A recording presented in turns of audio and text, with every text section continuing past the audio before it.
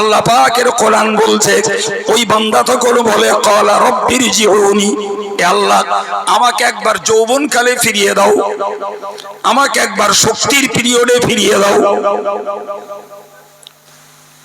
এটি ওই মৃত পথযাত্রী, আসন্ন মৃত ব্যক্তি, মরণের দোরগোড়ায় উপনীত মানুষটার আবেদন। আমার আগের গল্পটা মনে রাখবেন। ক্যান্সার ধরে নিয়েছে, এখন বলছে সিগারেট খেয়ে ভুল হয়ে গেছে, ক্যান্সার সেরে যাবে। তুমি তামাম জীবনটা লয় করলে, আড্ডা মেরে, তামাশাবাজি করে, জোয়াবাজি করে, রংবাজি করে, গল্পবাজি করে, রাজনীতি করে, অর্থনীতি করে, পারিবারিক নীতি করে, বিলাসিতা করে, পরকিয়া করে, সমকামিতা করে, ইফটিজিং করে গোটা জীবনটা বরবাদ করেছো।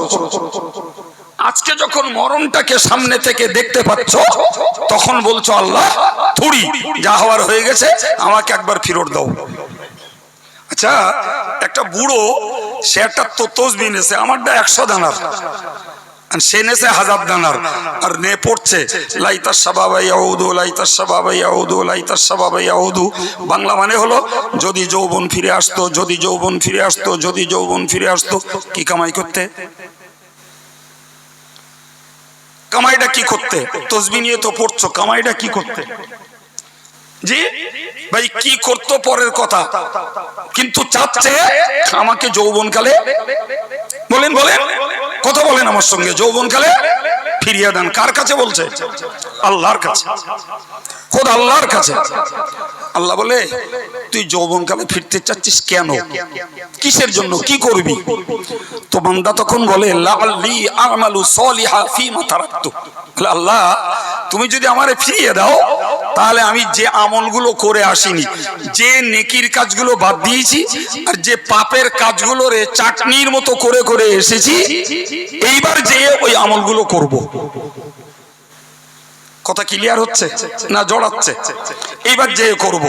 আল্লাহ বললে তাই রে, তবে একটা কথা বল, আওয়ালাম নুআম্মিরকুম মা ইয়াতাযাক্কারু ফীহি মান তাযাক্কারা, রে তোর কি আগে আমি বয়স দেইনি? তুই বল, তোকে কি আমি অবকাশ, সময়, সুযোগ, আর্থিক সচ্ছলতা, দৈহিক সুস্থতা, জি মনের গতি তোকে কি আগে দেইনি আমি? যে পিরিয়ডে তুই ইচ্ছা করলে উপদেশ গ্রহণ করতে পারতিস, শুধু তোর নিজে নিজে না, ওয়াজাকুমুন নাযীর, তোর কাছে ভীতি প্রদর্শনকারী, ভয় দেখানেওয়ালা, সতর্ককারী, সাবধানকারী মানুষ তোর কাছে গেছিল।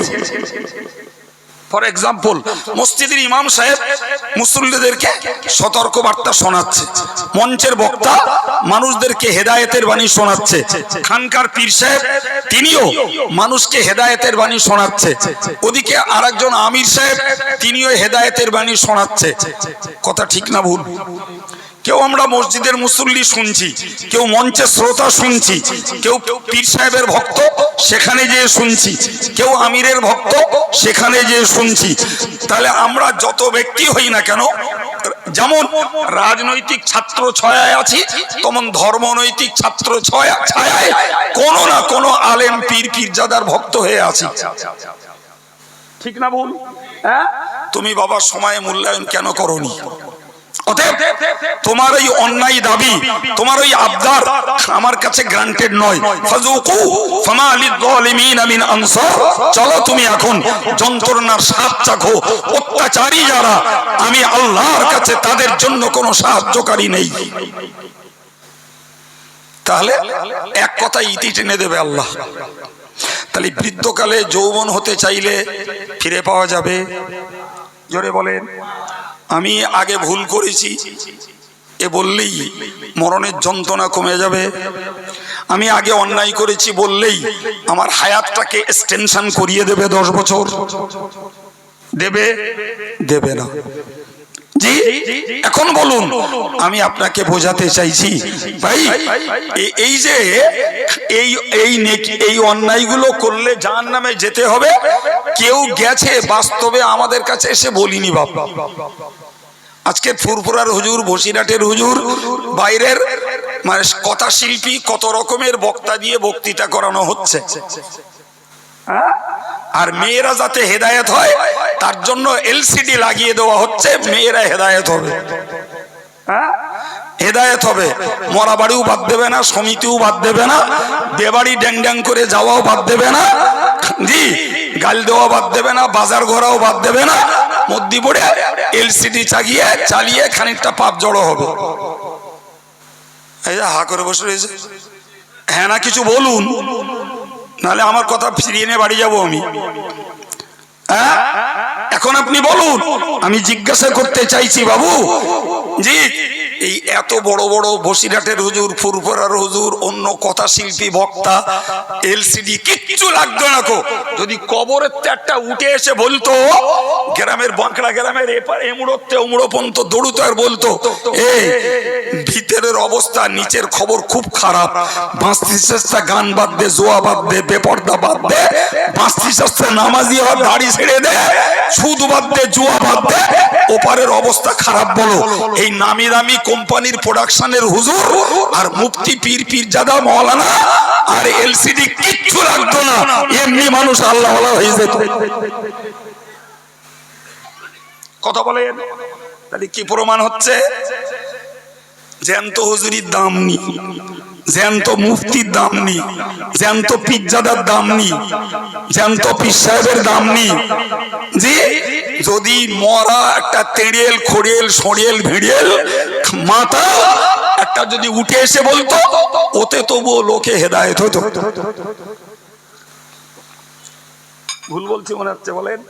হ্যাঁ, এর নাম ইমানদার, এর নাম ইমানদার। যদি একটা উঠে আসতো প্র্যাকটিক্যালে দেখে উঠে এসেছে, ওইটা বিশ্বাস হতো। আর আমরা যেটা আলেমদের কাছ থেকে শুনছি, এটা প্র্যাকটিক্যাল নয়, এটা নীতিবাচক, এটা থিওরিক্যাল, ঘটবে একদিন।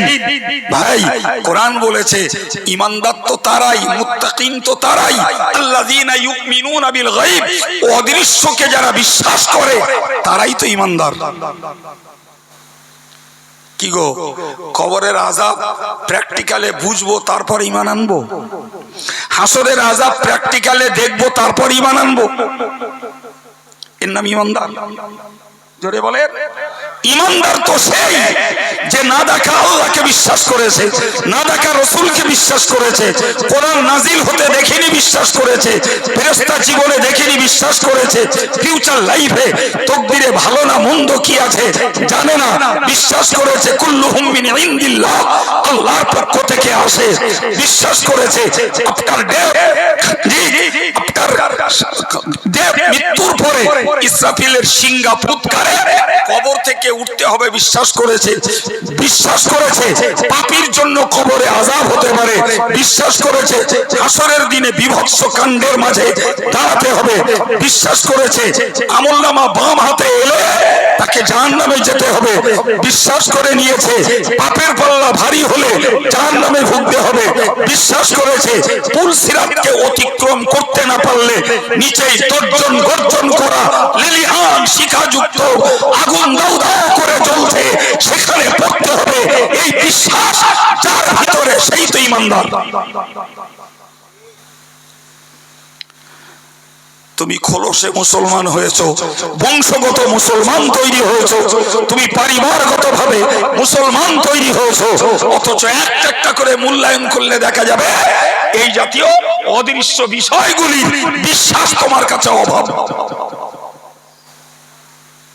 কথা বলেন, কি হবে? কি হবে?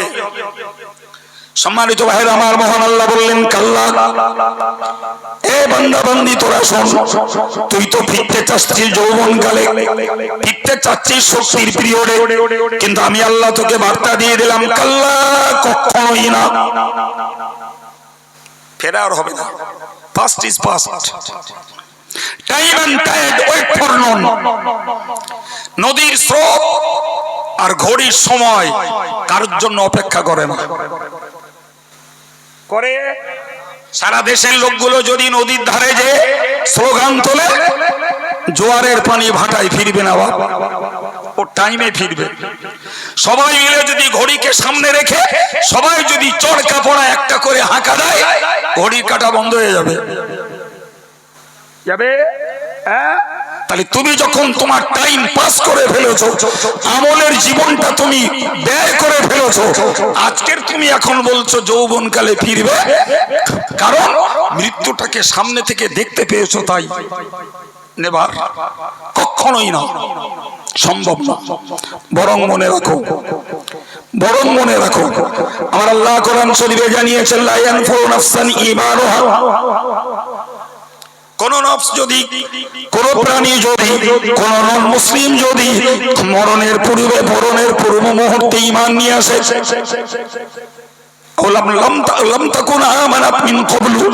আগে ঈমান আনেনি, মরণটাকে কাছ থেকে দেখতে পেয়ে এখন ঈমান আনতে চাইছে, আমার আল্লাহ বললেন ওই ঈমান কোন পর্যায়ে গ্রহণযোগ্য নয়, কোন পর্যায়ে গ্রহণযোগ্য নয়। জি, কারণ তুমি মরণকে দেখতে পেয়েছো। ভাই ফেরাউন যখন লোহিত সাগরে ডুবে মরছিল, তখন ফেরাউনের নাকে মুখে পানি ঢুকছিল, তার মানে মরণের সিগন্যাল ফেরাউন পেয়েছে না পাইনি বাবা? পেয়ে গেছে। ফেরাউন ওই সময় বলেছিল আমানতু বিল্লাযী আমানাত বিহি বানু ইসরাঈল, আমি ঈমান আনছি ওই জাত সত্তার উপরে যার উপরে ঈমান নিয়ে এসেছে বনি ইসরাঈলরা। ফেরাউন বলেছিল, ফেরাউন বলেছিল আমি ঈমান আনছি ওই সত্তার উপরে যার উপরে ঈমান নিয়ে এসেছে বনি ইসরাঈলরা। আমার আল্লাহ বললেন আলান ওয়াকাদ আসাইতা ক্বাবলু, এখন ঈমান আনছো?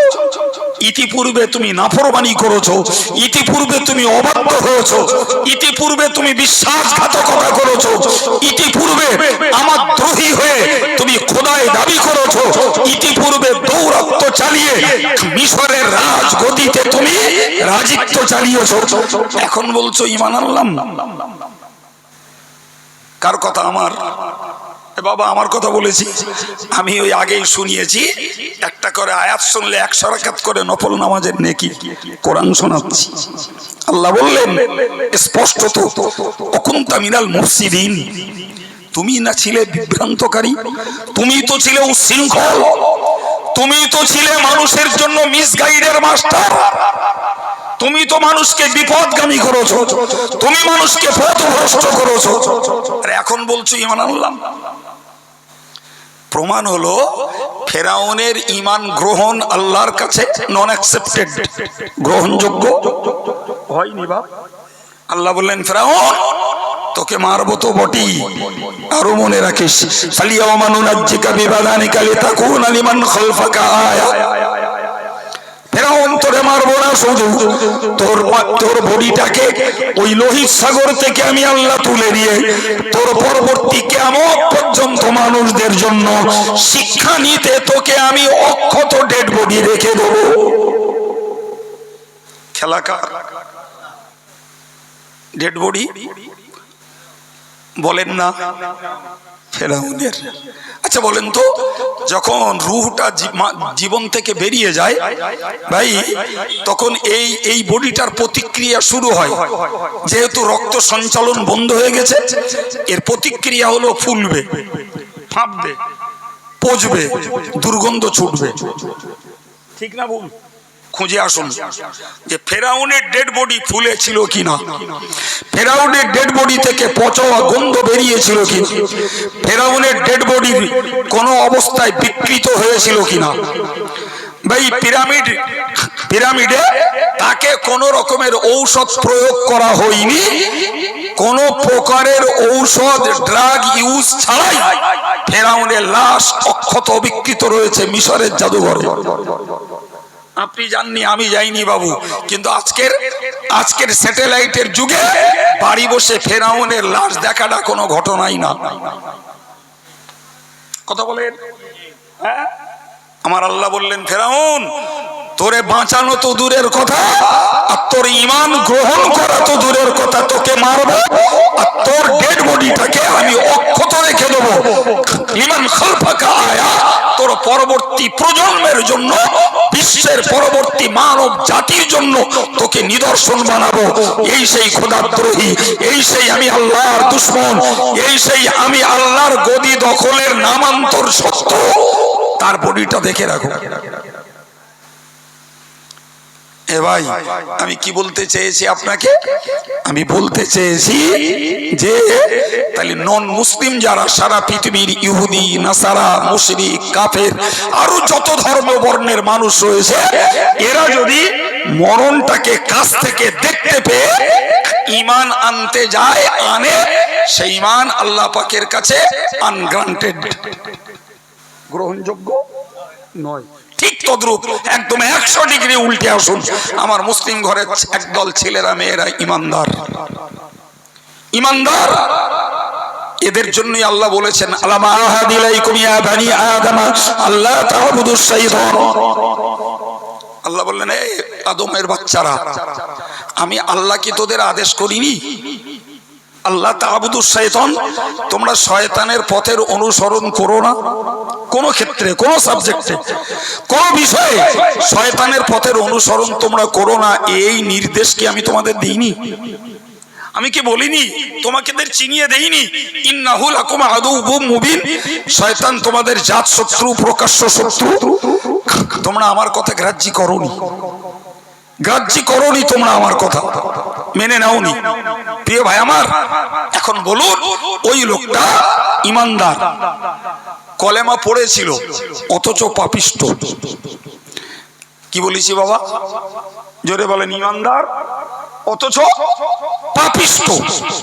ভাই, এই লোকটা যখন মরণ দুয়ারে, সে সামনে থেকে মরণটাকে দেখতে পাবে। ফর এক্সাম্পল, আমরা যাকে সহজে বুঝি, ঘড় ঘড় ঘড় ঘড় ঘড় ঘড় করছে, শুনলে মনে হবে বুক ভর্তি অনেক সর্দি। সর্দি নয় বাবা, ঘড়ঘড়ানি মানেই ওটাই মৃত্যুর পূর্ব সিগন্যাল, সর্দি নয়। ওটা সর্দির আওয়াজ নয়, ওটা মরণের পূর্ব সিগন্যাল।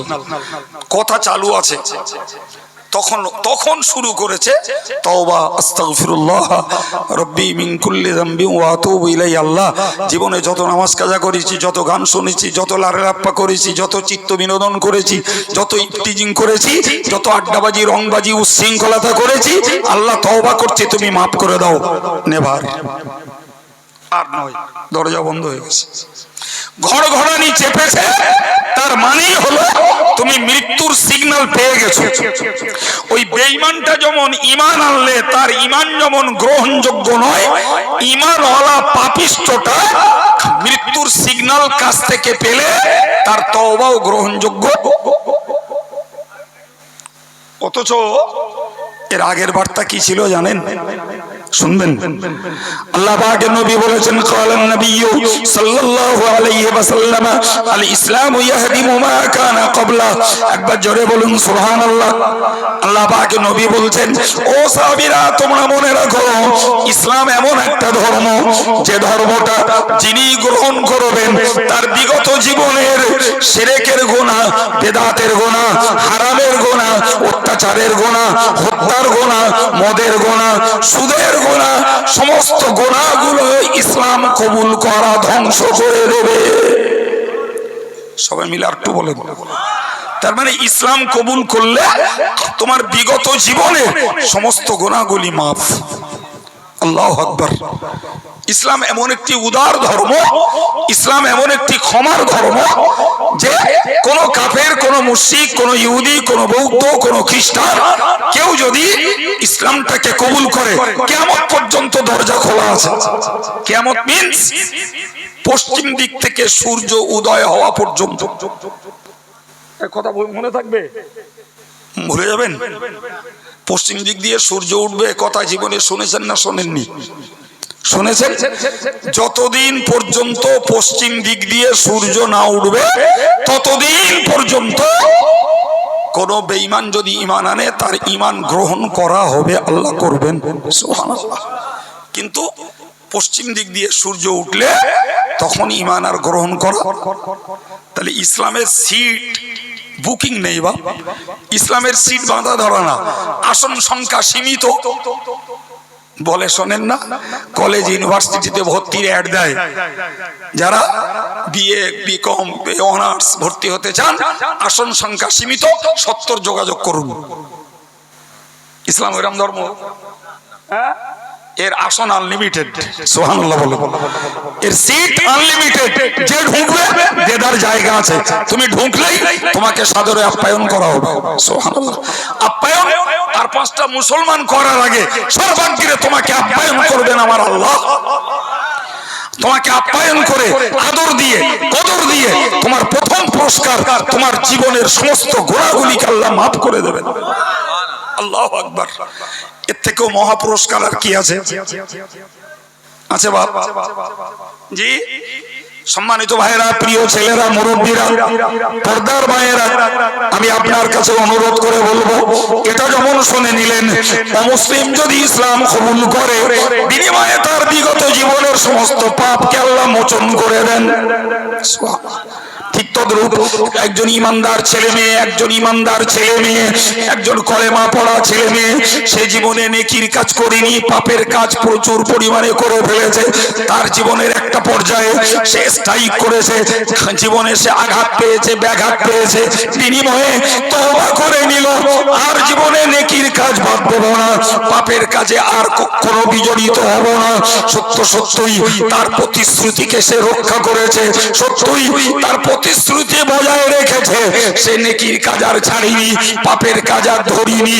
আমার আল্লাহ পাকের নবী বললেন, আত্তাইবু আনিজ যামবি কামাল্লা যামবালাহু, যে লোকটা তওবা করে নিয়েছে, জীবনে আর ওই পাপে ফিরে যায়নি, ওই লোকটাকে মহান আল্লাহ এমন নিষ্পাপ বানিয়ে দেবেন, এমন বেগুনাহ বানিয়ে দেবেন, যেন ওই লোকটা জীবনে কোনো গুনাহ করেনি।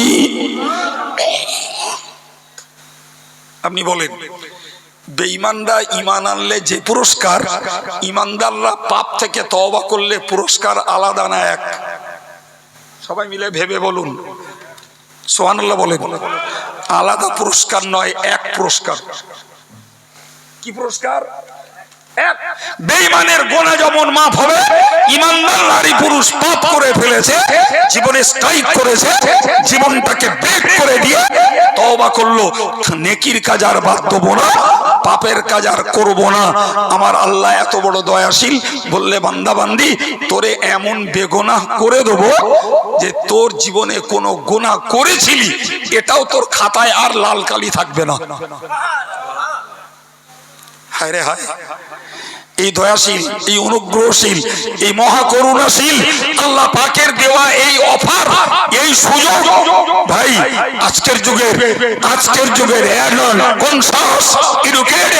যারা শিক্ষিত ছেলে মেয়ে, এদের কাছে এগুলো যেন হাসির খোরাক হয়েছে।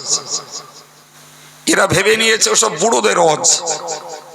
জি, আমার এখন আমাদের লাইফ স্টাইল এখন তুঙ্গে চলছে, ওসব কথা এখন কেন তওবা, এখন কেন গুনাহ থেকে নাজাত যেতে যাব, আরো বয়স হোক, দাড়ি পাকুক, চুল পাকুক, গায়ের চামড়া তুবড়ে আসুক, তখন দেখা যাবে।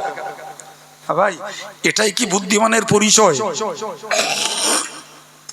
কবে বুঝবে আমার মুসলিম ছেলেরা, কবে বুঝবে? প্রিয় ভাই, কোরআন খুলুন, কোরআন কি বলছে?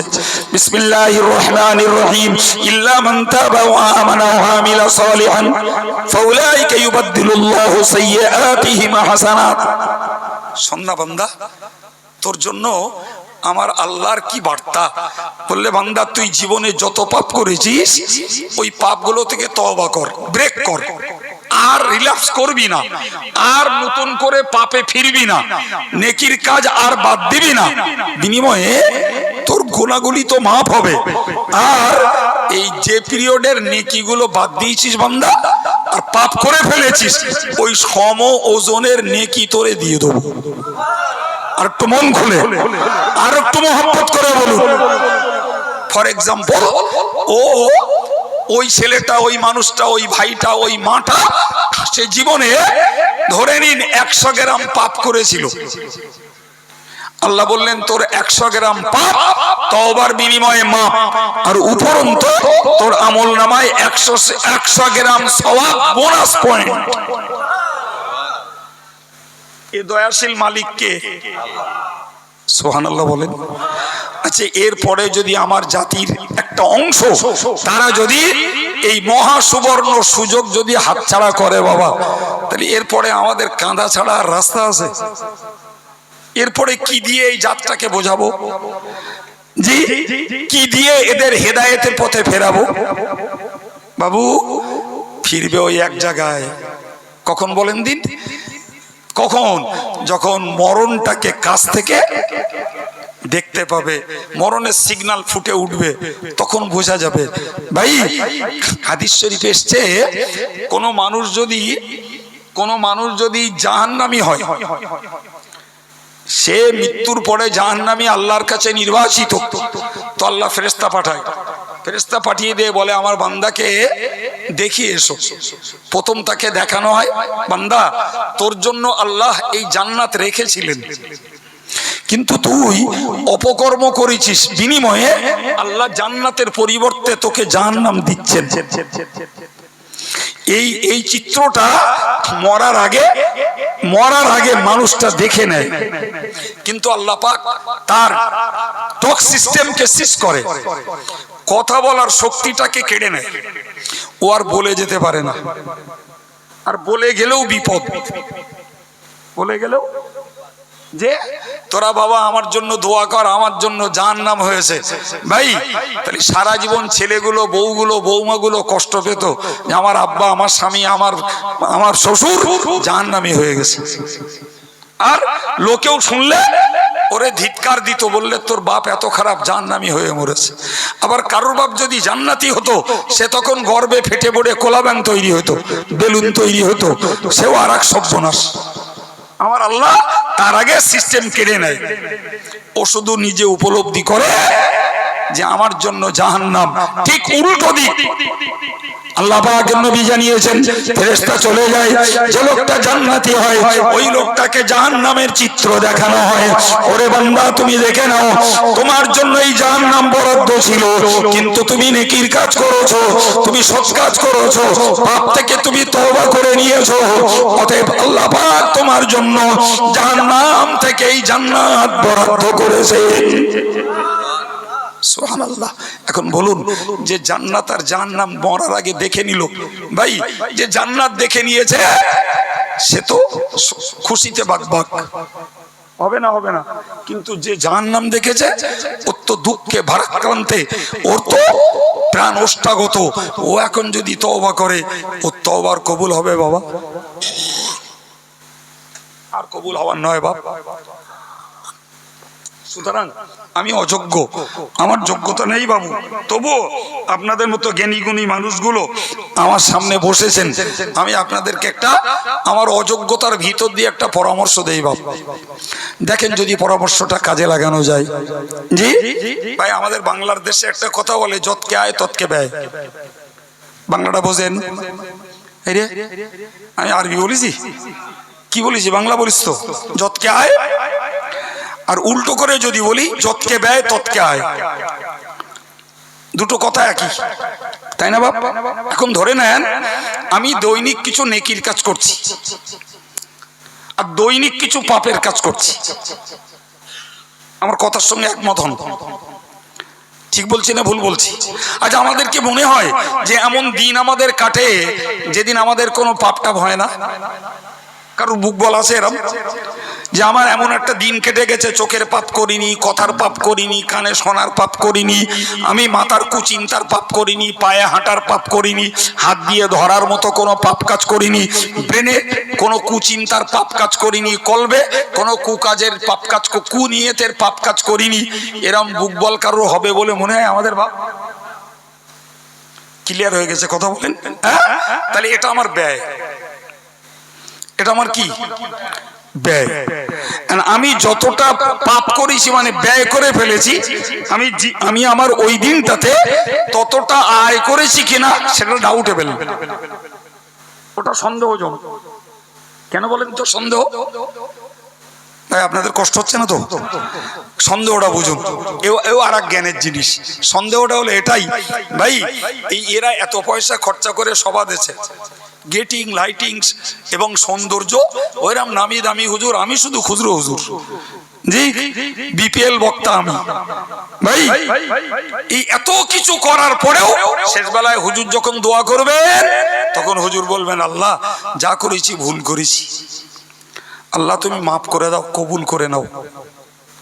বলতে হবে না? হবে না? হবে। জি এখন কালকে ধরুন বাঁকড়ার হাই স্কুলের মাঠে একটা বিচিত্রা অনুষ্ঠান হচ্ছে, আর ওই বিচিত্রা অনুষ্ঠানে বাঁকড়ার এক শ্রেণীর জওয়ান যুবক যুবতী ঘরের বউ আর মেয়ে সেখানে গেছে। সন্ধ্যা থেকে রাত 10টা পর্যন্ত হেসে কুটি কুটি, এবং সেখানে রীতিমতো চিত্ত বিনোদনের, ইফটিজিং এর সব কিছু হয়েছে। শেষ বেলায় বলতে হবে, আল্লাহ সন্ধ্যেতে গান শুনেছি, এ ওর ঢুস মেরেছি, হেসে অট্টহাসি করেছি, আল্লাহ অমুকির মেয়ের সঙ্গে ইফটিজিং করেছি, আল্লাহ মেহেরবানি করে দুটো পাপ দিও খোদা। কিছু বলেন, বলতে হবে। একটা থিওরি শিখে রাখুন, নেকির কাজ করে নেকি পাওয়ার নিশ্চয়তা নাই, আর পাপের কাজ করলে পাপ হওয়াটা সুনিশ্চিত। আবার বলছি, মুখস্থ করুন, নেকির কাজ করলে নেকি পাওয়ার নিশ্চয়তা নাই, কারণ নেকি পেতে গেলে আল্লাহকে রাজি করা লাগে, নেকি পেতে গেলে নিয়ত খাঁটি হওয়া লাগে।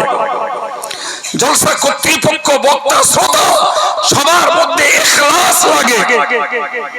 আমি সভা দিচ্ছি আল্লাহর সন্তুষ্টির জন্য, আমি আব্দুল কাইয়ুম সভা করছি হেদায়েতের বাণী শুনিয়ে আল্লাহকে খুশি করার জন্য। আমার শ্রোতারা সভা শুনছে, সভা শুনে আমার জীবনে ত্রুটি সংশোধন করে আমি আল্লাহর সন্তুষ্টি লাভ করব, তবে এই তিনের সমন্বয় হবে সওয়াব। আমার চিন্তা টাইম পাস হলি পকেট পাবো, আর একজনের চিন্তা আমি বক্তৃতা করে আগামী দিনে দুটো দাওয়াত পাবো। আমার শ্রোতার চিন্তা, যাই দেখি মেলা দামি দামি হুজুর এসতেছে, কেটা কি বলে একটু শুনে দেখি। কর্তৃপক্ষের চিন্তা, প্রতি বছর দেই, যদি একটু ভালো করে না দেই কেরাম দেখায়, বাঁকড়া সবার একটা নাম ধাম আছে, সব গুড়ি বালি চলে গেল। বাংলা বুঝতে পারছেন না? বলেন, গুড়ি বালি দিলে খাওয়া যায়? যায় খাওয়া?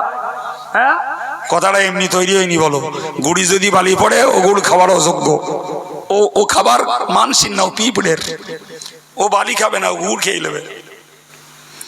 ঠিক বলছি না ভুল বলছি? মনে রাখো, নেকির কাজ করলে নেকি পাওয়া অনিশ্চিত, আর পাপের কাজ করলে পাপ হওয়া সুনিশ্চিত। এই জন্য আমরা যা করছি এতে সওয়াব পাওয়ার সন্দেহ চিলে বলেন আছে না নাই? আছে না নাই?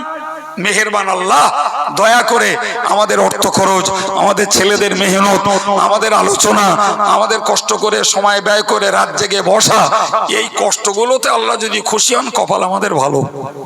কিন্তু গানের আসরে, বিচিত্রা আসরে, রাজনৈতিক মঞ্চে ওই জাতীয় ক্ষমাও চাইতে হবে না, দোয়াও চাইতে হবে না, এমনি আলটিমেটলি পাপের পাত্র ভরে উঠবে এমনি।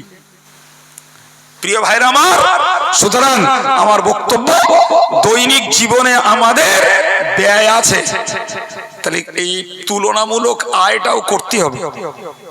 আয় করা মানে নেকি কামাই।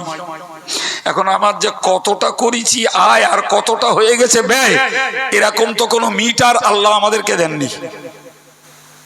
দিয়েছে বাবা? দেননি। অতএব বুদ্ধিমানের পরিচয় হলো, আমি সারা দিনের শেষে রাতের বেলা শোয়ার আগে অন্তত পক্ষে আল্লাহর কাছে তওবা করব, এটাই আমার পরামর্শ। আল্লাহর কাছে একটু কাঁদবো, কাঁদতে না পারলেও কান্নার ভানটা করব, কান্নার মতো মুখটাকে আল্লাহকে দেখাবো, মানুষকে নয়। সম্মানিত ভাইরা আমার, ভালো করে মনে রাখুন, হাদিস শরীফে এসেছে, ইস্তিগফার রাসূলুল্লাহ সাল্লাল্লাহু আলাইহি ওয়াসাল্লাম ফি কুল্লি ইয়াউমিন মিন 70 মাররাতিন ইলা 100 মাররা, আও কামা ক্বালা। আল্লাহ পাকের নবী সাহাবীরা বর্ণনা দিয়েছেন, প্রিয় নবী সাল্লাল্লাহু আলাইহি ওয়াসাল্লাম প্রতিদিন নিম্ন পক্ষে 70 বার, ঊর্ধ্ব পক্ষে 100 বার তিনি আল্লাহর কাছে তওবা ইস্তিগফার পড়তেন। কে পড়তেন? জোরে বলেন কে? আর একটু চিল্লে বলেন, নবীর কোনো গুনাহ ছিল? সবাই মিলে আরেকবার বলেন। তাহলে যে নবীর কোনো গুনাহ ছিল না, না নবী হওয়ার পূর্বে না নবী হওয়ার পরে কোনো গুনাহ তাকে স্পর্শ করিনি, আল্লাহু আকবার, সেই নবী দৈনিক মিনিমাম কমপক্ষে 70 বার ইস্তেগফার পড়তেন, আর ঊর্ধ্ব পক্ষে 100 বার ইস্তেগফার পড়তেন। বিবেককে জিজ্ঞাসা করুন, বিনা পাপে বিনা গুনাহে নবী যদি 70 বার কম করে ইস্তেগফার পড়েন, আমাদেরকে কতবার পড়া উচিত? রাগ করেন না, আমি নির্দেশ দিতে বসিনি, আদেশ করতে বসিনি, ও যোগ্যতা আমার নেই। আমিও আপনার মতন আসামি, তাই ভাই ভাই একটু সমীক্ষা করছি। তাহলে আমাদের উচিত, নবী 70 বার পড়তেন, জি আমরা 70,000 বার পড়লু রেহাই পাবো কিনা আল্লাহ ভালো জানে। তো 70 বার জাগ্গে যা, 7 বারও তো ইচ্ছা করলে পড়তে পারি, 7 বার জাগ্গে যা, গোনা মাফির নিয়তে একটা বারও তো আল্লাহকে বলতে পারি আস্তাগফিরুল্লাহ রাব্বি মিন কুল্লি যামবিন ওয়া আতুবু ইলাইহি, আস্তাগফিরুল্লাহ ওয়া আতুবু ইলাইহি, আস্তাগফিরুল্লাহ আদাদা খালকিহি ওয়া রিদা নাফসিহি ওয়া জিনাতা আরশিহি ওয়া মিদাদা কালিমাতিহি, আল্লাহুম্মা আনতা রাব্বি লা ইলাহা ইল্লা আনতা খালাকতানি ওয়া আনা আবদুকা ওয়া আনা আলা আহদিকা ওয়া ওয়াদিকা মাসতাতাতু ওয়া আউযু বিকা মিন শাররি মা সানাতু। সব ইস্তেগফার। আল্লাহ আমি স্বীকার করছি অপরাধী, আল্লাহ যা করেছি সব খারাপ কাজ করেছি, আল্লাহ তোমার রহমত দিয়ে তুমি আমাকে ভালো কাজে পরিণত করে দাও। কই মন চাইনি তো বাবা, মন তো চাইনি যে সারাদিন কি পাপ করেছে তার ইয়াদটা নেই, অন্তত ঘুমোতে যাওয়ার আগে আজকের পাপটাকে মুছে ফেলি। কোরআন বলেছে ফামান সাকুলাত মাওয়াজিনুহু ফাউলাইকা হুমুল মুফলিহুন। আমার আল্লাহ কোরআন পাকে বলেন ফামান সাকুলাত মাওয়াজিনুহু, কিয়ামতের দিনে যখন নেকি আর বদি যখন ওজন করা হবে, যার নেকির পাল্লা ভারী হবে সেই তো হবে সফল কাম। সুবহানাল্লাহ হবে না? সফল সেই পাস ওই করবে, পাস সার্টিফিকেট ওই পাবে যার নেকির পাল্লাটা ভারী হয়েছে। যার পাপের পাল্লা এই নেকির পাল্লা যার হালকা হয়ে যাবে, ফাউলাইকাল্লাযীনা খাসিরু আনফুসাহুম ফি জাহান্নামা খালিদুন। মহান আল্লাহ বললেন নেকির পাল্লা যার হালকা হয়ে যাবে, ওই লোকটা নিজেকে ধ্বংস করলো এবং তার ঠিকানা বানিয়ে নিল চিরস্থায়ী জাহান্নাম।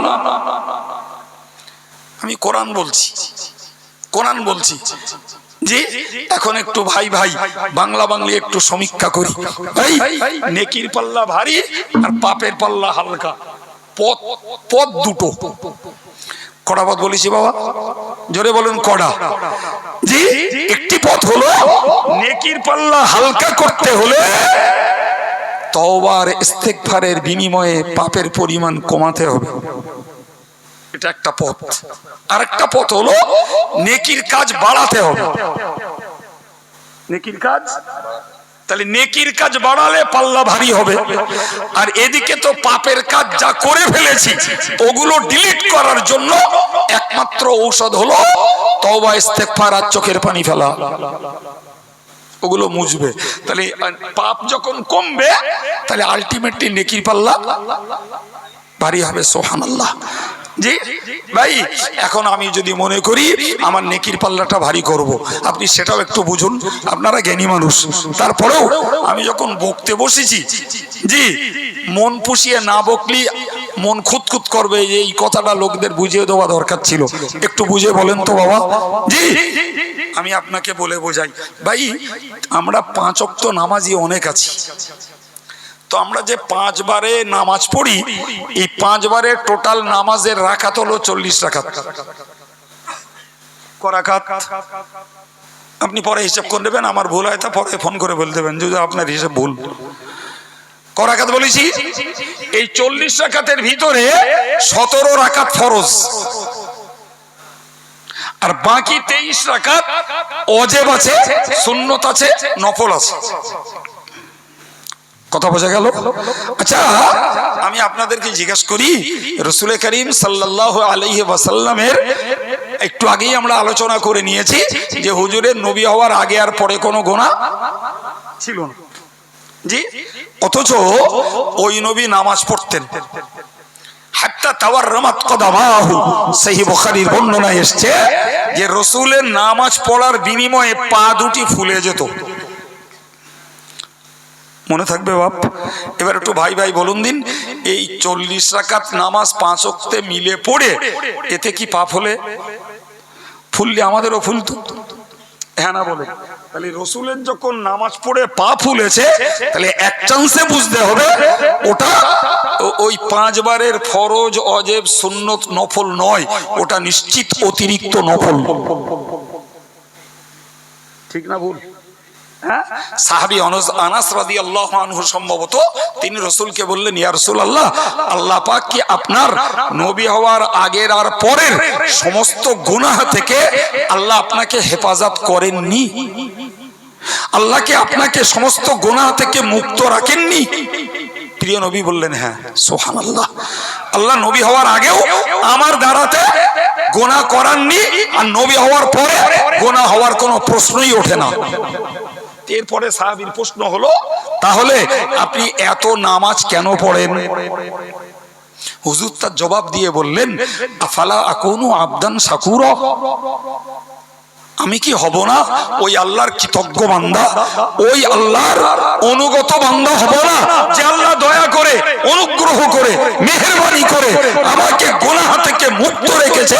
আমি কি ওই আল্লাহর কৃতজ্ঞতা প্রকাশ করতে যে আল্লাহকে খুশি করার সবথেকে শ্রেষ্ঠ ইবাদত হলো নামাজ, এই নামাজকে একটু বেশি করে পড়বো না? সুতরাং আমি বেশি করে নামাজ পড়ি, আমার আল্লাহ আমাকে গুনাহ থেকে হেফাজত করেছেন, তার কৃতজ্ঞতা স্বরূপ আল্লাহকে থ্যাঙ্কস জানাই, আল্লাহকে শুকরিয়া জানাই, আল্লাহ তুমি আমাকে গুনাহ থেকে বাঁচিয়েছো, তার জন্য তোমার শুকরিয়া জানাচ্ছি নামাজ পড়ে। রাগ করেন না বাবু, যে আর আমাকেও কিছু ভাবারও দরকার নেই, পেলেন গল্প ছলে বলছি, একটু দয়া করে বলবেন ভাই, আমরা না হয় গুনাহ থেকে মুক্ত নই, কিন্তু একটা কথা বলবেন, আমরা যে মুহূর্তে এই গভীর রাতে যে এই জলসা শুনছি, কোরআন হাদিসের বয়ান শুনছি, সত্য করে বলুন তো, এই মুহূর্তে দেশের হাজার হাজার হসপিটালে লক্ষ লক্ষ মানুষ তারা মরণের সঙ্গে কষ্ট পাচ্ছে, আছে না নাই? সার্জিক্যাল বিভাগে কাতরাচ্ছে, এমার্জেন্সি বিভাগে কত রোগী সেখানে টানা নিঃশ্বাস ফেলছে। ঠিক বলছে না ভুল বলছি? জীবনে কোনদিন মনে করেছেন আল্লাহ তোমার মেহেরবানি, তোমার দয়া, তুমি রোগ দিয়েছো, আল্লাহ সর্দি দিয়েছো, জ্বর দিয়েছো, সুগার দিয়েছো, আমাশা দিয়েছো, পেটনামা দিয়েছো, ওগুলো নিত্য সঙ্গী হয়েই থাকে।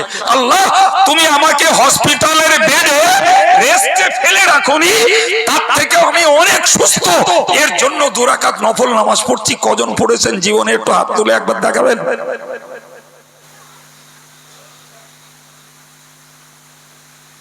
খুব রাগ হলো। নবীকে আল্লাহ গুনাহ থেকে বাঁচিয়েছেন, নবী আল্লাহর শুকরিয়া আদায় করতে নামাজ পড়ে পা ফুলিয়েছেন। আল্লাহ আমাদেরকে হসপিটালের বেডে শোয়াননি। জীবনে এখনো এমন অনেক লক্ষ মানুষ রয়েছে যাকে হসপিটালের বেডে শুতে হয়নি। এর থ্যাঙ্কস জানিয়ে, এর শুকরিয়া জানিয়ে, এর কৃতজ্ঞতা প্রকাশ করে, হে যুবক, হে সমবয়সী ভাই, হে মুরব্বী, হে পর্দার মায়েরা, যুবতীরা, জীবনে কদিন আল্লাহ শুকরিয়া আদায় করে 2 রাকাত নফল নামাজ পড়েছেন? জি, ও জি শোনা চলছে সুবহানাল্লাহর ফোয়ারা, নারায়ে তাকবীরের ফোয়ারা, কি শুনছি আর কি নিয়ে বাড়ি যাচ্ছি, ভাবার ব্রেনের অভাব। খুব খারাপ লাগলো। হ্যাঁ, ইস, আমি কি বলতে যে কথা বললাম? জি, আমি বলতেছিলাম বাবু, আমার নবী গুনাহ মুক্ত, আল্লাহ শুকরিয়া আদায় করতে নফল নামাজ পড়ে পা ফোলালেন।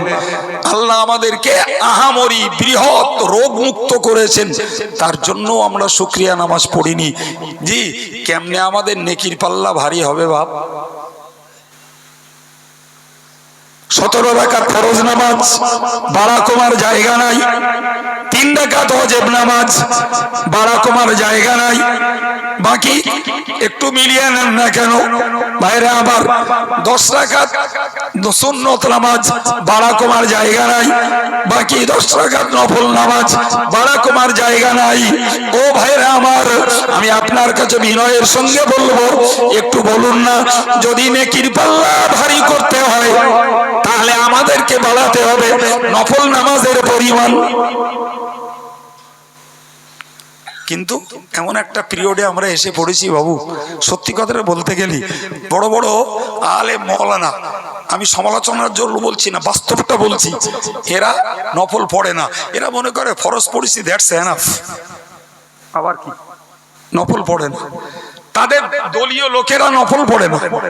আজকের আমার ইয়াং ছেলেরা এরা আধুনিক কালে এসে 5 ওয়াক্ত তো পড়ে না, জুমার দিনটা যায়, জি জুমার দিনটা যায়, জুমার ফরজ নামাজ শেষ, কিছু ফতোয়া আমদানি করেছে, সম্মিলিত দোয়া করা বেদাত বলে দোয়াবাদদের ঠায় বসে থাকলো। আবার কিছু আছে দোয়াটা শেষ ভিড় ভিড় করে মসজিদ থেকে বেরিয়ে গেল। কিরা বললো আমি সুন্দরবনের জঙ্গলের গল্প বলতিস নাকি? হ্যাঁ, রয়েছে কারা, কিছু আধ বুড়ো, পন বুড়ো, ফুল বুড়ো, এরম টাইপের লোকগুলো রয়েছে। বাকি সুন্নত, বাকি বাদাল জমা, আখিরি জোহর, সুন্নতুল ওয়াক্ত এবং নফলটা পড়বে। ইমাম সাহেব শেষ বেলায় হয় এমনি দোয়া অথবা একটু সবরেসানি করবে, শরীক হয়ে তাই বাড়ি যাবে। এটাই ছিল আমাদের গা গ্রামের জুমার দিনের প্রথা। আজকের ভিড় ভিড় করে চলে যাচ্ছে, নেকির পাল্লা বেড়ে যাচ্ছে, বলেন নেকির পাল্লা বেড়ে যাচ্ছে। কোরআন বললো ওয়াসাব্বিহুহু বুকরাতাম ওয়া আসীলা, তোমরা সকাল সন্ধ্যাতে আল্লাহর নামে তাসবিহ পড়ো। তাসবিহর নাম ও তাসবিহ হলো সুবহানাল্লাহ, তাহমিদ হলো আলহামদুলিল্লাহ, তাকবীর হলো আল্লাহু আকবার, তাহলিল হলো লা ইলাহা ইল্লাল্লাহ।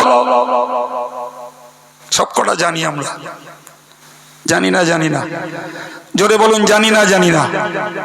জি আপনি 3 ভাগে পড়ুন, সুবহানাল্লাহ, আলহামদুলিল্লাহ, লা ইলাহা ইল্লাল্লাহ, আল্লাহু আকবার, একটা প্রসেস। আর একটা প্রসেস সুবহানাল্লাহি ওয়াল হামদুলিল্লাহি ওয়া লা ইলাহা ইল্লাল্লাহু আল্লাহু আকবার। আর একটা প্রসেস সুবহানাল্লাহ, আলহামদুলিল্লাহ, লা ইলাহা ইল্লাল্লাহ, আল্লাহু আকবার। 3টি একই কালাম, পড়ার প্রসেসিং 3 রকম।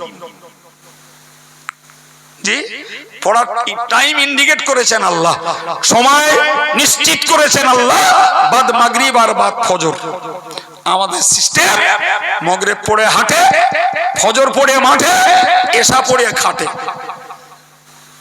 নেকির পাল্লা কিসে বাড়ছে বলেন বাপ বলেন? আমি তো আগেই বলেছি আমি আপনার মতন আসামি, আমি ওয়াজ করে আদেশ করতে বসিনি আপনাদের, ভাই ভাই একটু সমীক্ষা করছি। তাহলে নফল নামাজ পড়বো না, নফল জিকির করব না, নফল তাসবিহ পড়বো না, কোরআন শরীফ পড়তে পারি না, সুতরাং পড়ার প্রশ্ন ওঠে না। আমার মেয়েগুলো পড়ে ড্যাং ড্যাং করতে করতে কোরআন পড়া শেষ, কোরআনে হাত দেয় না। যদি একটু ছয়টা শবে বরাতের মাসে, শাবান মাসে আর রমজান মাসে, এছাড়া কোরআন ছয় না ম্যাক্সিমাম পরিবারে। ভাই এরপরে আমাদের কাছে তাসবিহ নেই, তেলাওয়াত নেই, নেকির পাল্লা ভারী হবে কিসে? দেখান জি। আরেকটা কাজ বাকি আছে নেকির পাল্লা ভারী হওয়ার, সেটা হলো নফল দান। ফরজ যাকাতটাই অনেক লোকে হিসাব কষে দেয় না, এরে 10 টাকা, ওরে 50 টাকা, ওরে 200, এরে 500 দে, বলে আমার যা যাকাত হয়েছে তার থেকে অনেক বেশি দিয়ে ফেলিস। বলে ভাই কত হয়েছে? তো অত হিসাব আছে, কত বড় নাদান। হিসাব কষে 1 টাকা যাকাত দেওয়া 1 লক্ষ টাকা দান করার থেকেও শ্রেষ্ঠ। অথচ তার হিসাব নেই, ও বলছে অনেক দিয়ে ফেলিস। জি তাহলে আগে তুই বাবা যাকাত আদায় কর, এটা তোর জন্য কম্পালসারি ডিউটি, বাকিগুলো এডিশনাল, বাকিগুলো ওভারটাইম। নফল নামাজ, নফল জিকির, নফল তাসবিহ, নফল দান, নফল তেলাওয়াত, এগুলো সব এডিশনাল। যত করবি বাবা নাম্বার বাড়বে। জি, তো যেখানে যেখানে কম্পালসারি ডিউটিতে ঘাটতি সেখানে নফল করে লাভ হবে বাপ, পাওয়া যাবে। হ্যাঁ, আগে ছোটবেলায় দেখেছি এই বাজার ঘাটে মাল কিনতে গেলি, আমি নিজে দেখেছি আর আপনারা তো দেখবেনই, ধলতা দিত, ধলতা 1 কিলো বেগুন নিলে একটা ধলতা দিত, জি 1 কিলো পটল নেওয়া হলে 2-4টে ধলতা দিয়ে দিলে। এখন আসছে ধলতা নি, এখন এই ডিজিটাল ভারত তো এখন হয়েছে ফ্রি। একটা কলগেট কিনুন লেখা আছে 20% ফ্রি, যে একটা পাউডার কিনুন লেখা আছে 25% ফ্রি। হ্যাঁ না বলেন বাপ, সত্যি বলছি না মিথ্যা? হ্যাঁ, এখন যদি কোন লোক বলে ভাই আমি একলা লোক, অত বড় কলগেট আমার লাগবে না কো, তুমি ভাই আমার ওই ফ্রিটা দাও, আসলটা থাক। কোন দোকানদার দেবে? আলহামদুলিল্লাহ। তাহলে আসলটা আগে নিতে হবে, তবে এক্সট্রাটা ফ্রিটা ধলতাটা পরে পাওয়া যাবে। কথা বুঝে আসিনি বাবজি? মনে রাখতে হবে ফরজ আসল, ওয়াজিব আসল, সুন্নত আসল, এরপরে এক্সট্রা হচ্ছে নফল, যার বিভাগ নামাজ, রোজা, জিকির, তাসবিহ, তেলাওয়াত, গান, সুবহানাল্লাহ, আলহামদুলিল্লাহ, লা ইলাহা ইল্লাল্লাহ, আল্লাহু আকবার, এগুলো সব কি? সব নফল। তুমি ফরজটা করো বাবা, নফল যা করবা ওর সঙ্গে অ্যাড হবে। কিন্তু আমার দেশের একদল লোকের নিয়ম হলো এরা জলসা দেবে, জলসা দেবে, বাঁকড়ার কথা বলছি না আমি, পার্টিকুলারলি জলসা দেবে, নামাজ পড়বে না। এরা ফরজ নামাজ পড়বে না, সবে বরাতে যে ভিড় করবে, জি হুড়িয়ে আজকে হুজুর দোয়া করবে, ও থলি ভর্তি করে বাড়ি চলে আসবে। সারা বছর যায়নি তা কি হয়েছে? এ রোজা রাখবে না, ও রোজা করবে না, রোজাদারের ইফতার খাইয়ে রোজাদারের সওয়াব নিয়ে বাড়ি চলে যাবে। এরকম লোক আছে না নাই? হ্যাঁ, তার মানে কি ও আসল মাল কিনবে না কো, ও ধলতাটা নেবে, ফ্রিটা নেবে। ওই হয় বাপ। হ্যাঁ, যাক অনেকক্ষণ বলে ফেলেছি, এই জন্য আমি আপনাদেরকে পরামর্শ দিচ্ছিলাম যে আল্লাহর রাস্তে আমরা একটু ওই পদ্ধতিটা অবলম্বন করি, যে কত দিনে আয় করছি, নেকির কাজ কতটা করছি তার যখন হিসাব নাই, তাহলে আমরা এই পাপের কাজটা কমিয়ে ফেলি। পাপের পাল্লাটা হালকা হোক। কিসে হালকা হবে? তওবা পড়লে, ইস্তিগফার পড়লে, আল্লাহর কাছে গুনার মাফি চাইলে, এটা যখন হালকা হবে আলহামদুলিল্লাহ, ওইটা তখন আল্লাহ আমাদের বুঝ দেন। প্রাণ খুলে দরুদ শরীফ আল্লাহুম্মা সাল্লি আলা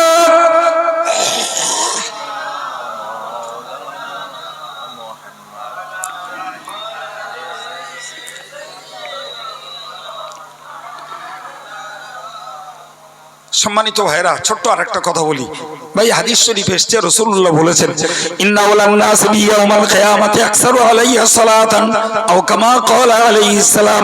প্যারা নবী বলেন কিয়ামতের মহাময়দানে, হাসরের কঠিন দিবসে আমার সবথেকে ঘনিষ্ঠ বান্দা, ঘনিষ্ঠ উম্মত হবে ওই লোকটা, যে লোকটা যত বেশি আমার প্রতি দরুদ শরীফ পড়েছে। আর একটু মন খুলে বলুন, যিনি যত বেশি দরুদ পড়বেন তিনি কিয়ামতের দিনে রাসূলের তত ঘনিষ্ঠ হবেন। আল্লাহু আকবার। ওটাও একটা নফল ইবাদত। জীবনে নবীর নাম শুনলে একবার দরুদ পড়া ফরজ। একবার দরুদ পড়া। কোন ওলামারা বলেছেন এক মজলিসে বসে যখন প্রথমবারে নবীর নাম শোনা হবে তখন একবার দরুদ পড়া ওয়াজিব, বাকি যতবার শোনা হবে ততবার মুস্তাহাব। এর পরেও মজলিসে বসে আমাদের দরুদ পড়ানোর জন্য হ্যান্ডেল মারতে হয়। বাবা পড়ুন, একটু জোরে পড়ুন, কি ভাই পেছনের ভাইরা পড়ুন, বলতে হয় না? হয় না? হ্যাঁ, ও সুবহানাল্লাহ বললেও এরকম হয়। জি, এখন আপনি বলুন, আমি বাস্তব বলছি ভাই, যে দরুদ বেশি করে পড়লে আমাদের এই পুরস্কার জুটবে যে আমরা রাসূলুল্লাহর কাছাকাছি কিয়ামতের দিনে, হাসরের দিনে জায়গা পাবো। সুবহানাল্লাহ, আলহামদুলিল্লাহ, জায়গা পাবো। ভাই এই দরুদ পড়ার হাল কি? দরুদ পড়ার হাল হলো ভাই নামাজের ভিতরে আমরা এই বৈঠক করি, তো বৈঠকে আত্তাহিয়াতু পড়ি আর দরুদ শরীফ পড়ি। তো আত্তাহিয়াতুর মধ্যে রয়েছে নবীকে সালাম, আসসালামু আলাইকা আইয়ুহান নবী, ওগো নবী তোমার প্রতি আল্লাহর শান্তি বর্ষিত হোক, ও রাহমাতুল্লাহ আল্লাহর রহমত হোক, ও বারাকাতুহু আল্লাহ পাকের প্রাচুর্যতা তোমার প্রতি নাজিল হোক, সুবহানাল্লাহ। এরপরে যে বলছি আল্লাহুম্মা সাল্লি আলা মুহাম্মাদিন ওয়া আলা আলি মুহাম্মাদিন কামা সাল্লাইতা আলা ইব্রাহিম ওয়া আলা আলি ইব্রাহিম ইন্নাকা হামিদুম মাজিদ। এর নাম দরুদ। এর নাম কি? তাহলে এই দরুদ শরীফ নামাজের মধ্যে পড়া হলো সুন্নাত। তাশাহুদ যেটাকে আমরা বলি তাহিয়াতু, ওইটা পড়া ওয়াজিব। আর এই দরুদ শরীফ পড়া কি বলেছি জোরে বলেন? হয়তো আল্লাহ ভালো জানেন, আমরা দরুদ পড়ি কিন্তু অনেকের হুকুমটা, ওর বিধানটা কি অনেকে জানা নেই মনে হয়। আজকে জানা হলো দরুদ শরীফ পড়া কি বাবা? নামাজের মধ্যে সুন্নাত।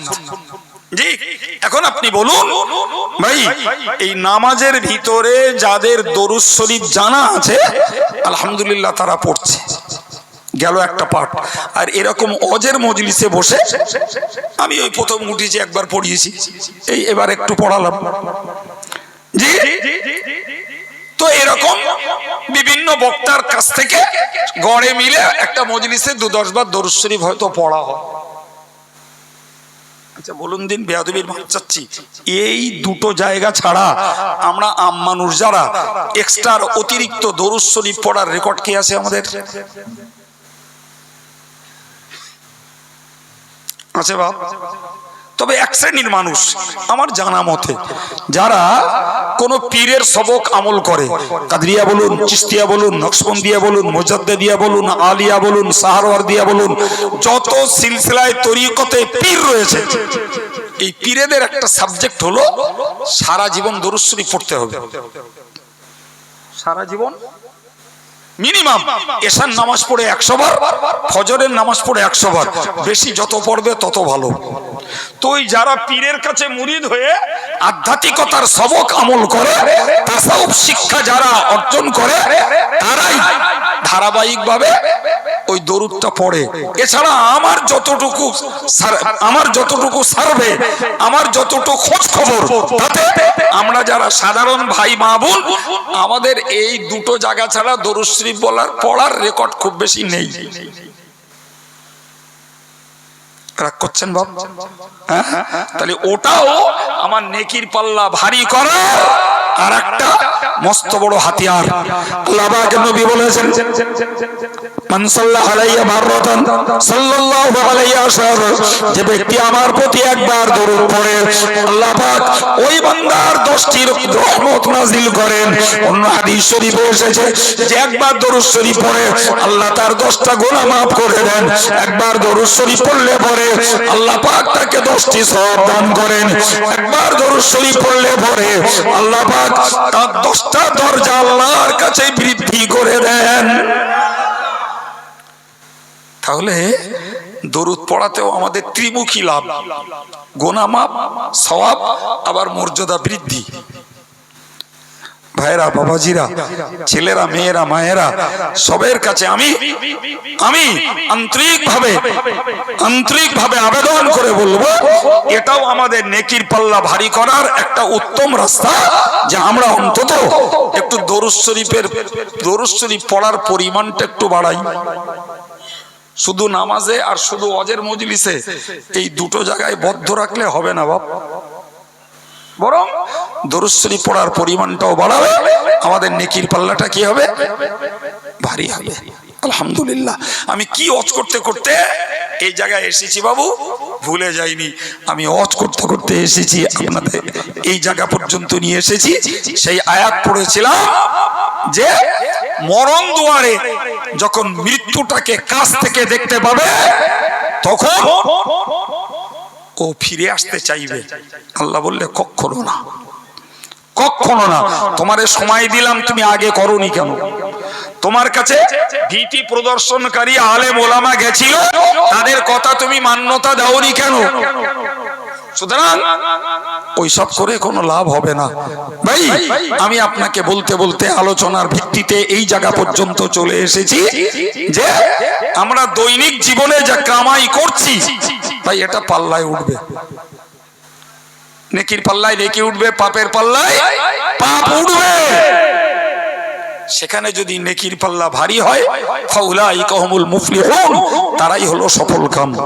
যদি নেকির পাল্লা হালকা হয়ে যায়, তারাই ব্যর্থ, তারাই অকৃতকার্য, তারা নিষ্কাম। আমরা বাংলাগুলো কম বুঝি, ইংরেজিরা ভালো বুঝি, তারা ফেল। তারা কি ফেল? ও ফেল করার পরে পাস করার কোন রাস্তা আর নেই, আর নেই। সুতরাং সময় যখন আল্লাহ দিয়েছেন, আগে থেকেই জোগাড় করাই বুদ্ধিমানের কাজ। তুমি মরণ দুয়ারে ফিরতে চাইবে, আমার আল্লাহ কি বলেছেন? ইন্নাহা কালিমাতুন হুয়া কাইলুহা, ইন্নাহা কালিমাতুন হুয়া কাইলুহা। এটা এমন একটা বাক্য যেটা প্রত্যেকটি বিপদাপন্ন মানুষ বলে। বিপদে যে পড়ে সে বলে, জি, বিপদে যে পড়ে সে বলে। বিশ্বাস করুন, বিপদে পড়লি তখন ঘন আল্লাহরে ডাকে সবাই।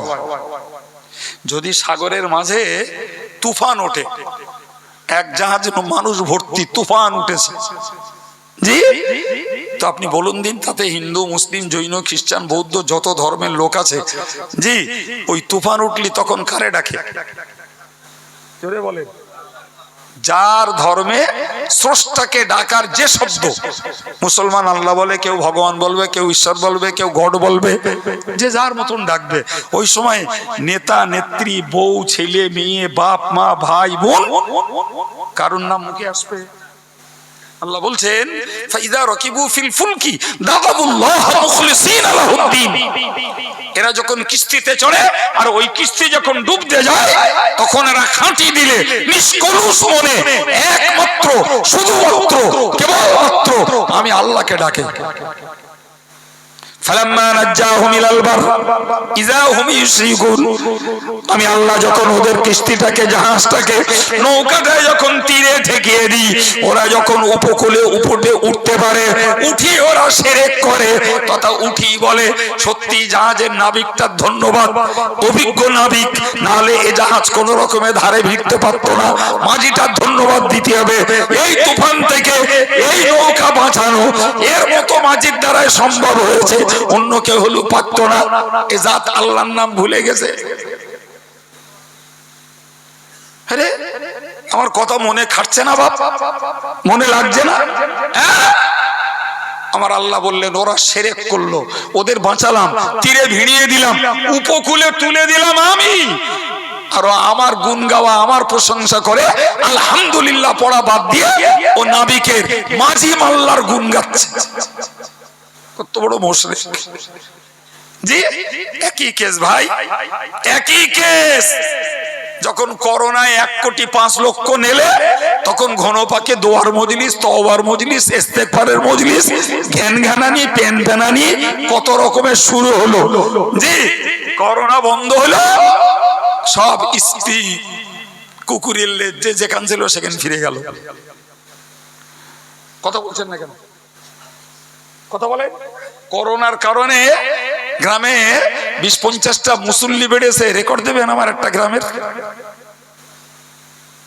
দেবেন দিন, আমি ওই গ্রামটায় তার কাছে একটু সালাম কালাম করে আসবো। যে করোনার ভয়তে এরা কটা নামাজি হয়ে, হায় হায়।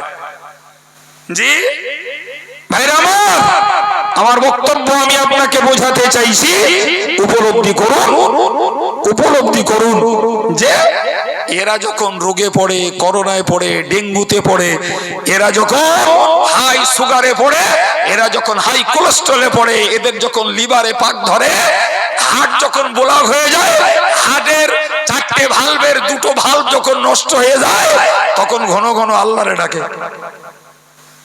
কার ডাকে?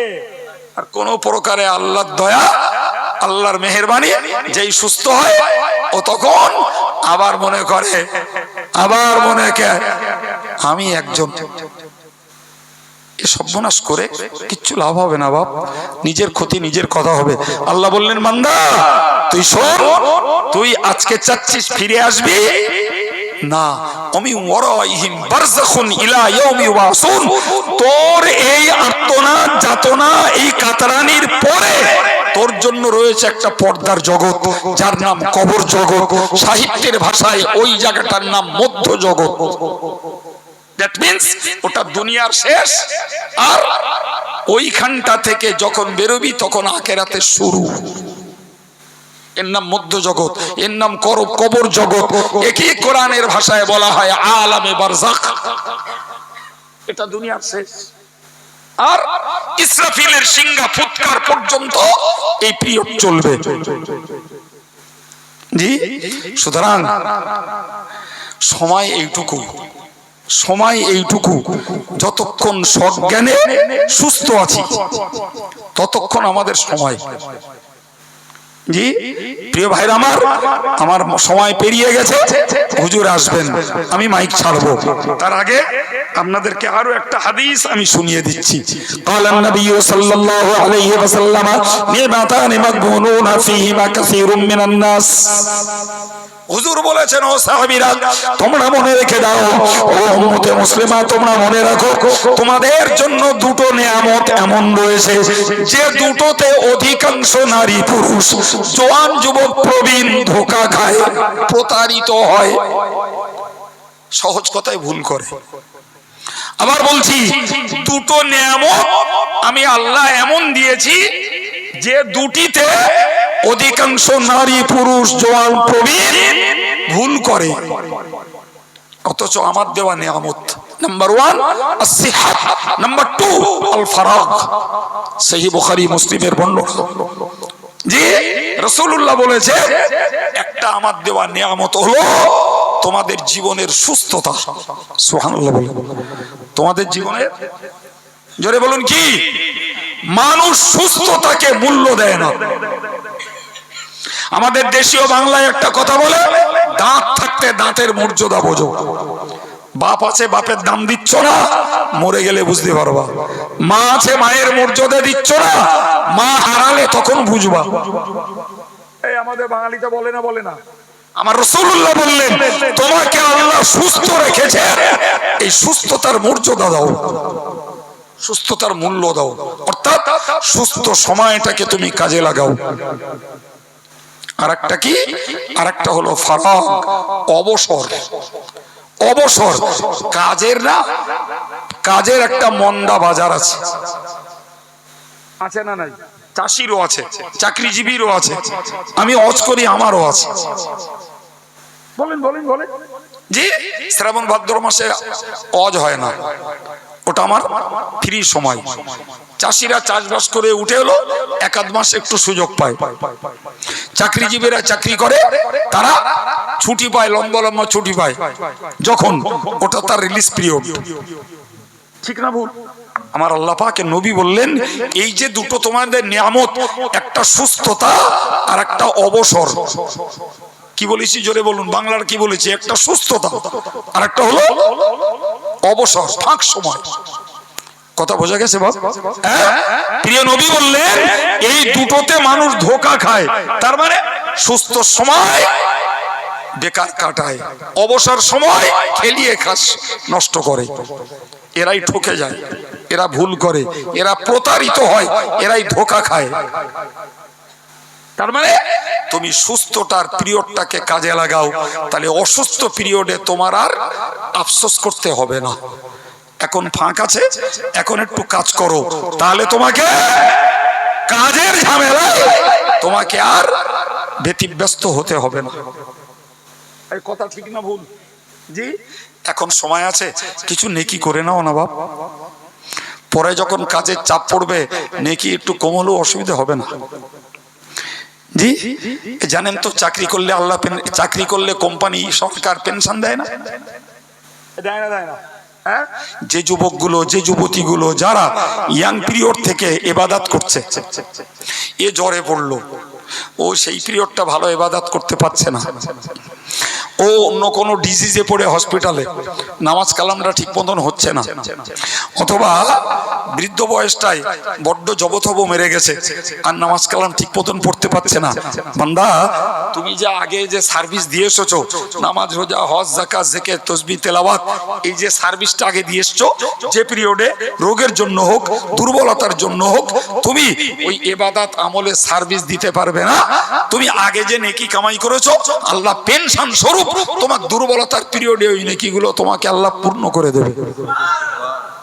তুই বান্দা আগে নেকি কামাই করতিস, এখন পাচ্ছিস না, তো আমি আল্লাহ তোরে দিয়ে দিচ্ছি। তাহলে আমার আল্লাহর কাছেও পেনশন আছে, বুঝতে পারেননি?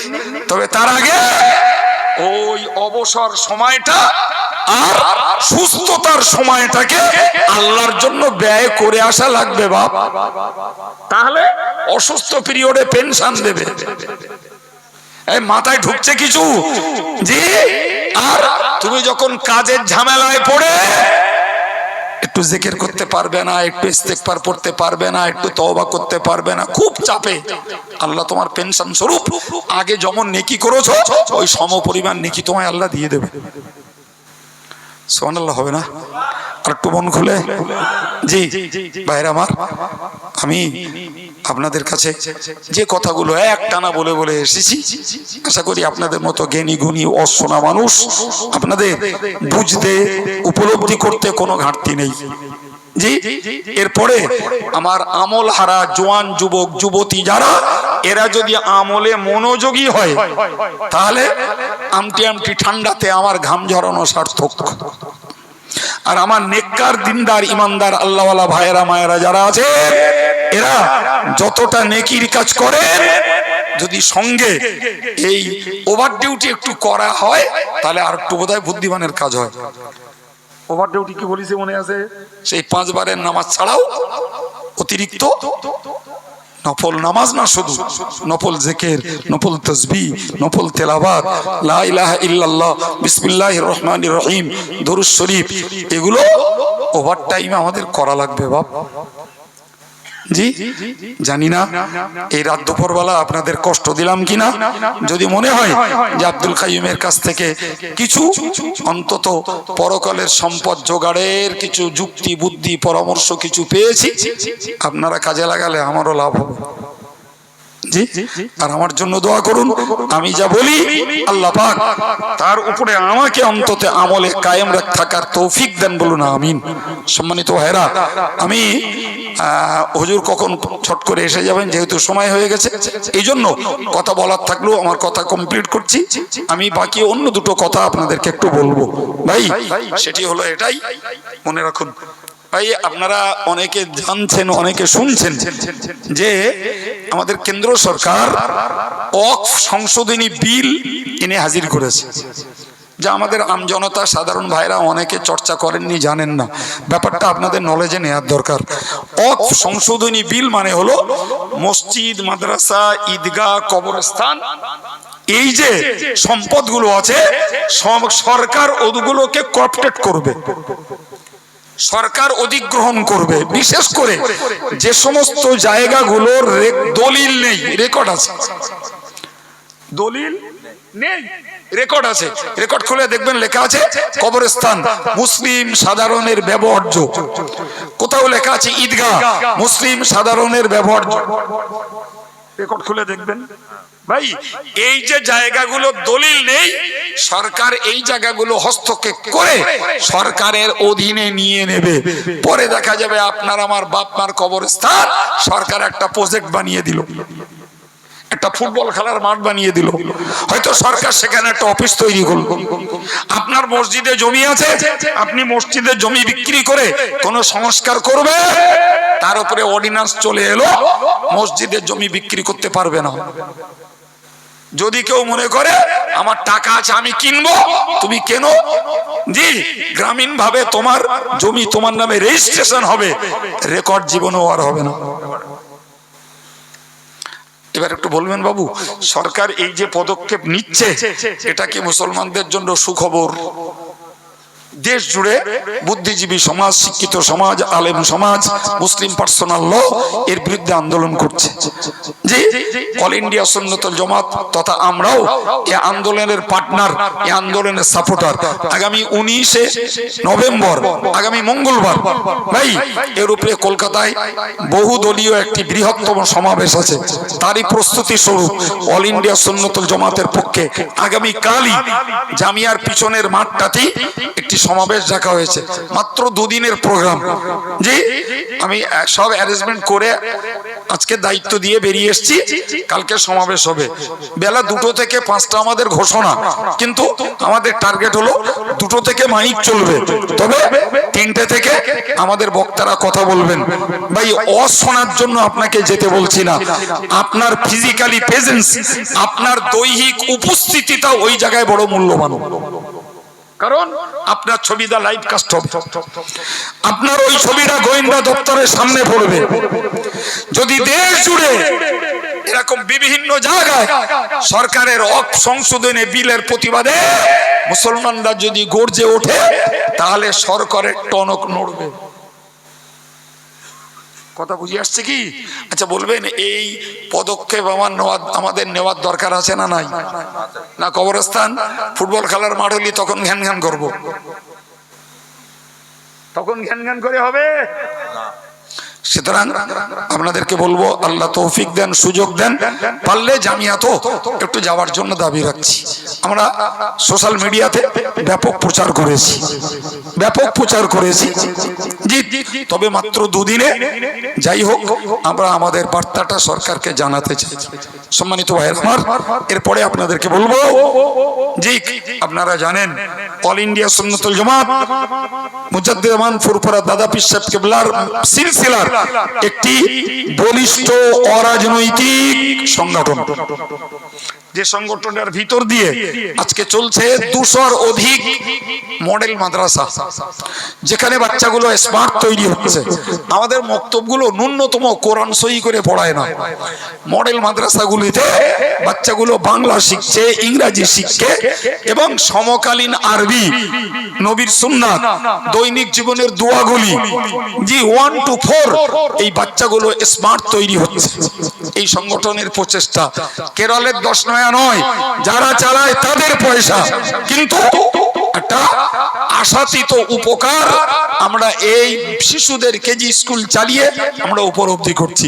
যদিও আমাদের দেশের কিছু হিংসাত্মক মোল্লা মৌলবী এগুলো বলে বেড়াচ্ছে সাফি মুজাবের, জি 4 পর্যন্ত 10 বছর বয়স, কোনটা সাফি আর কোনটা হানাফি ওর বোঝার মতো পার্স হয়েছে।